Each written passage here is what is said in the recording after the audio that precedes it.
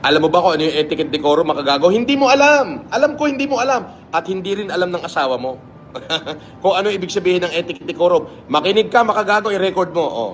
Etiquette decorum. Tuturuan na kita. Ito kasi pa-doctorate lang to eh. Oh.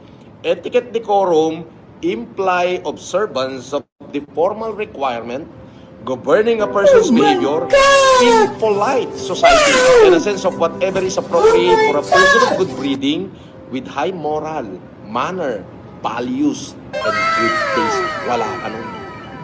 Oo, wala ka nun. Pero bakit minsan bastos na bastos ang bunganga ko? Because lagi mong tatandaan, sometimes, it take a monster to kill the devil. Ayun yun. Mga devil kayo. So I need to become a monster. Ha? Para makasabay sa inyo. At hopefully, to destroy you. Diba? Ayun yun. Oh.